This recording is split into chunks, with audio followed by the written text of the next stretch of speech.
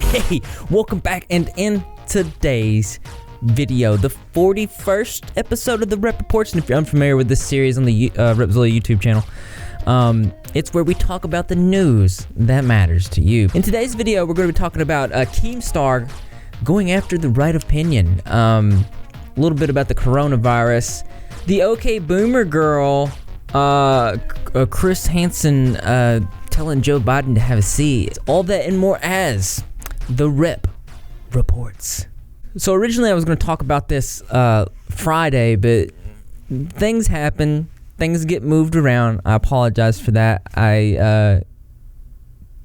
I'm cautious to say that I was a little bit under the weather, but I'm fine right now. I'm back to 100%. So if you guys are unfamiliar, Keemstar, host of popular YouTube channel Drama Alert, well, he did the Onision interview, the most hated YouTuber, and it looks like he got sued.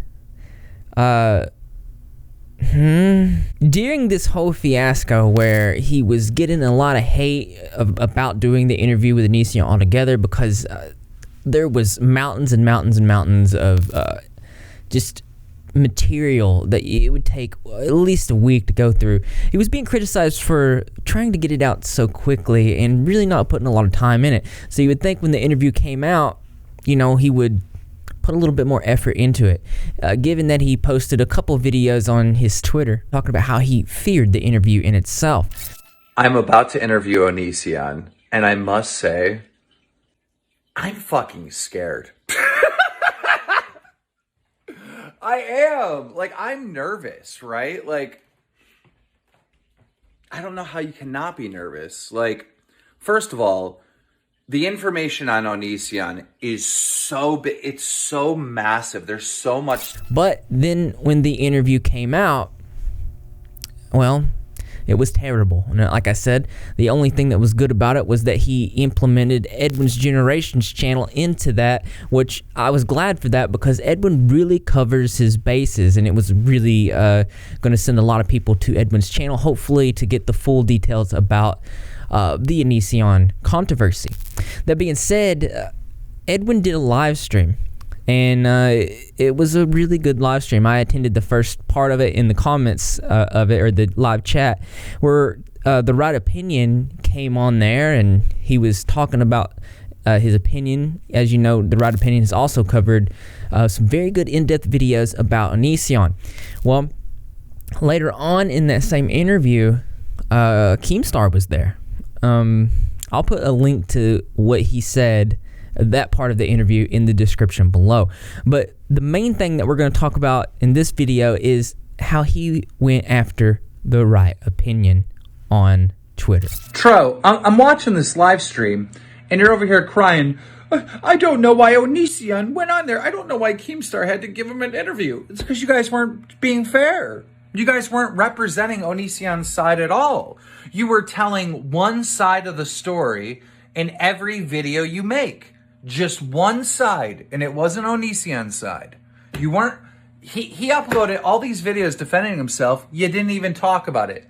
You didn't represent it. You didn't communicate that to your fans. All you would communicate are things that make Onision look bad. That's it. That is it. So it was imperative that Onision had a platform to defend himself. And you're crying, oh, there's no new information. What, you can't make another video?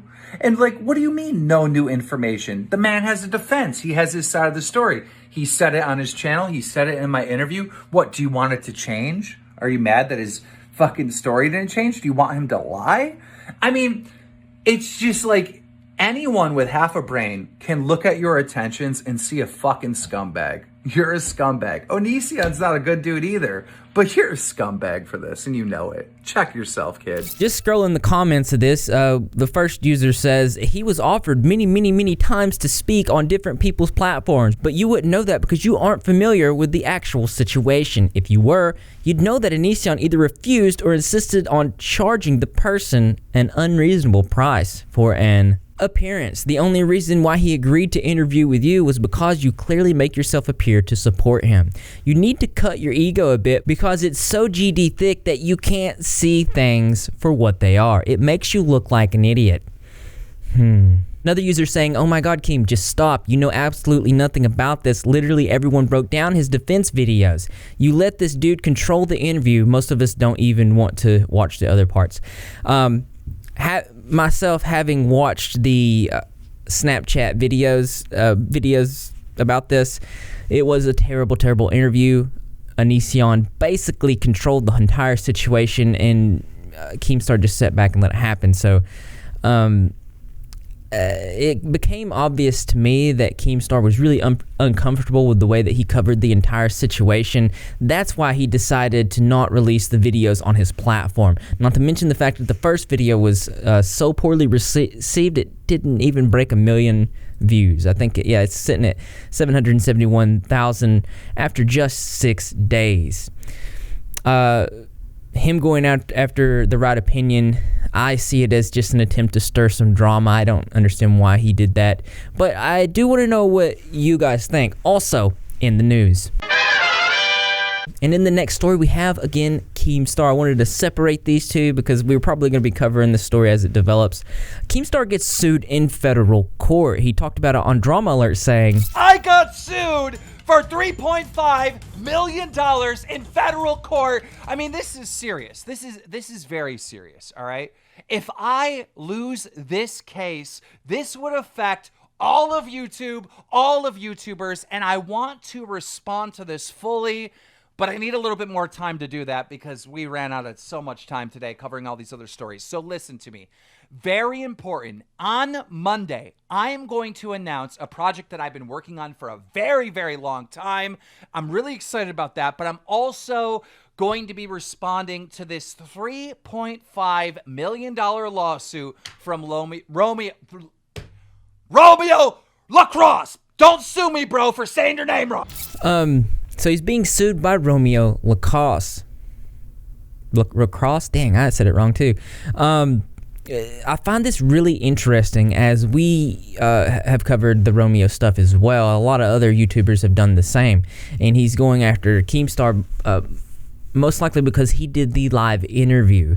And in the interview, if you haven't seen it, Romeo is the one that incriminates himself and basically calls himself out. I'll show you a clip here. Well, okay, well, here's the thing. In the conversation that you had with the alleged girls, there's a part where you say, you know, are you willing to do it before you turn 18? Yes. So let me address that. So that I'm not gonna deny that was real, but here's the here's the big loop about it. Here's the big sort of like, you know, fabrication, smoke and mirrors or whatever that everyone's not getting to see is that, you know, a lot of these girls. I'll just make a quick backtrack. I'll keep it really short. So, you know, I'm over here just minding my own business. You know, girls are throwing themselves at me. You know, some of these girls, the one in particular that we're referring to, told me that she was almost 18 years old, which I understand is not, you know, that does not make the situation much better.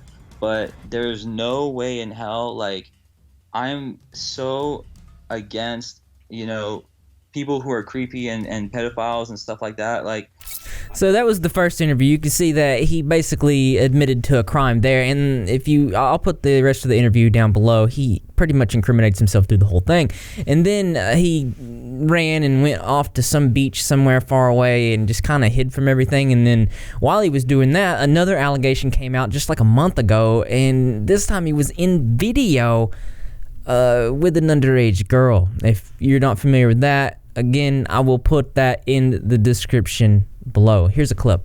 A month ago, I did a video, Romeo Lacoste caught sexting 15-year-old girl going to jail. Because these are things that you could see in the popular Dateline NBC TV show To Catch a Predator, where Chris Hansen would often catch predators saying these types of similar things.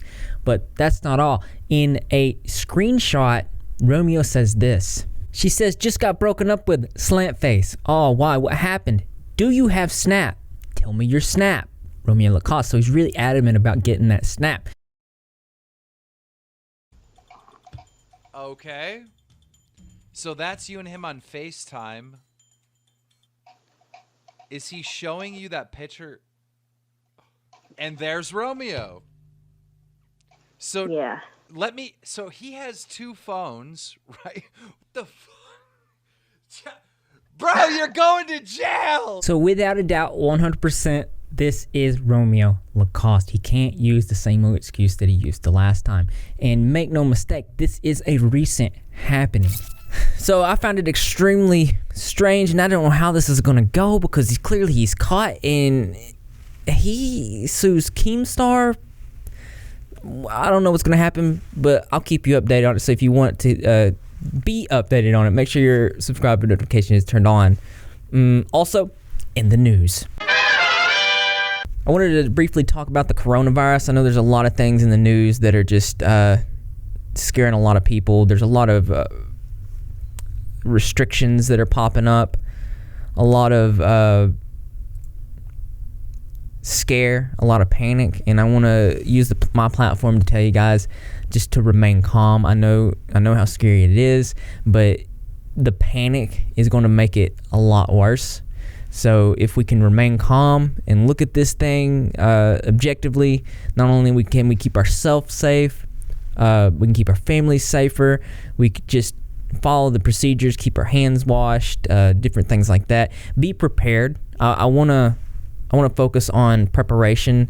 Being prepared is an important thing. At least get yourself set up for like a 2-week quarantine if that was to happen.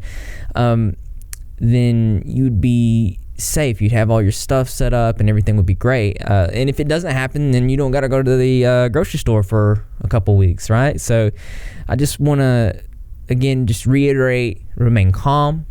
It's going to be okay. Be prepared. Wash your hands. Do the normal things to keep yourself safe and your family safe.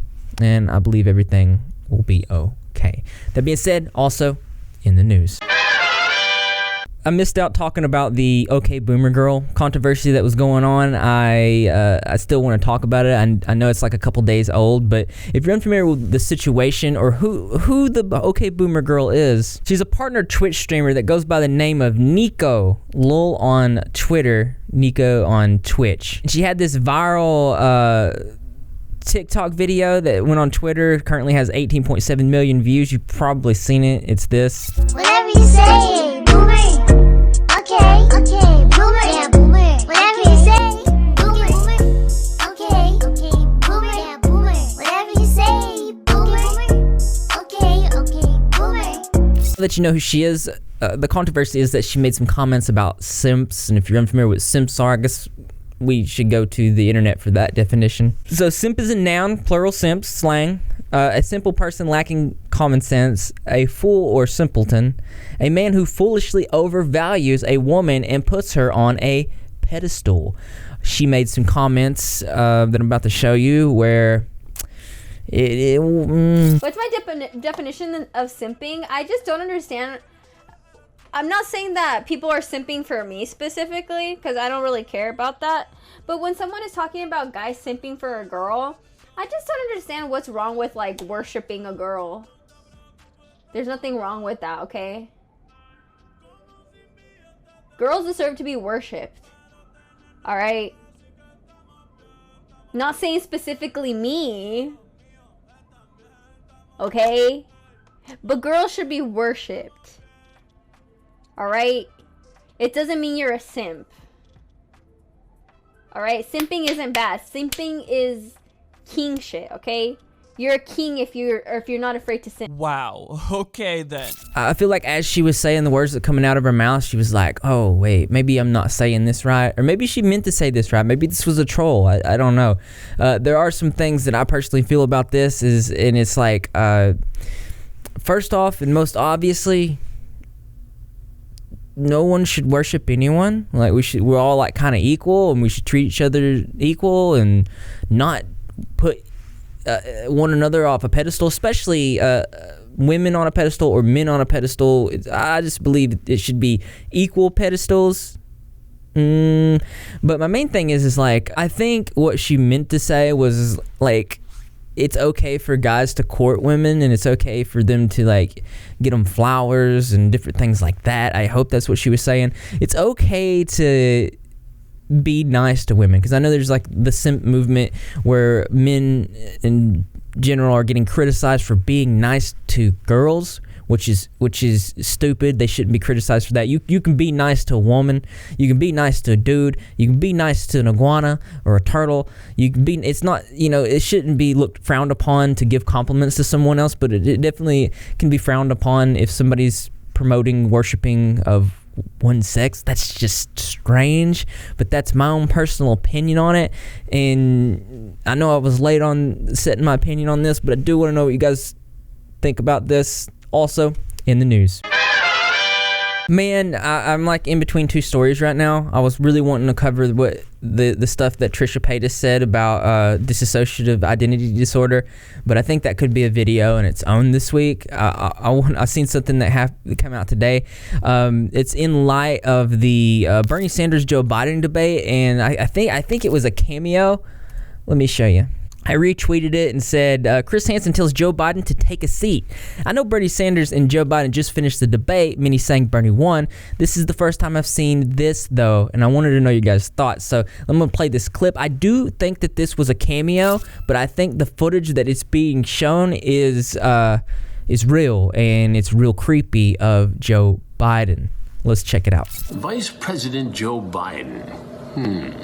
Chris Hansen here of Hansen versus Predators, to catch a predator and have a seat with Chris Hansen. Been going through some transcripts, and I guess the question is, did you really think it was okay to sniff the hair of that young girl?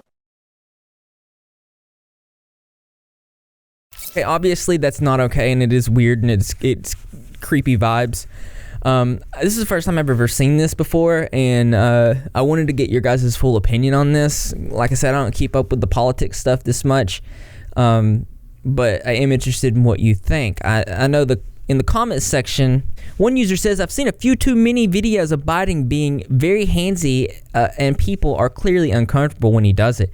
He personally creeps me out. Another user saying, exactly, why are people not talking about this more? Thank you for bringing this to everyone's attention. This is something that needs to be addressed, and I do agree.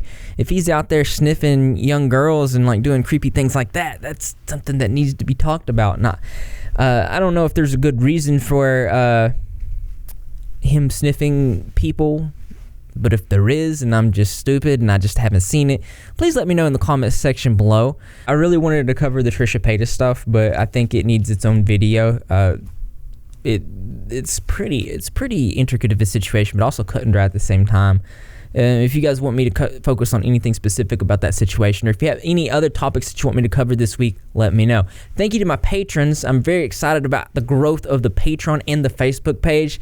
Those were my main focus. Well, the Facebook page was my main focus this year, and then in turn, I don't know, the Patreon just kind of exploded, and now it's like becoming such an active community where it's becoming what I envisioned it to be, where we can just have like this focus center and talk about videos and topics that we're about to do or I should do. I'm really excited about that. Last night I was in a call and I talked to one of the Davi Vanity victims. I'm probably going to have a video on that this week as well. I'm going to stay on top of that. I know Chris Hansen just recently covered Davi Vanity, and a lot of other YouTubers are covering it as well, and I really appreciate everyone that is covering that. It is a topic that needs to be talked about. Thank you to everybody that's been going over and following the Facebook page. We are about to hit 5K followers on that, and I'm really super excited. We're extremely close to being monetized on that platform, which is great due to the YouTube demonetization issues. But other than that, thank you. Like I said, thank you to the patrons. Here's the patrons list.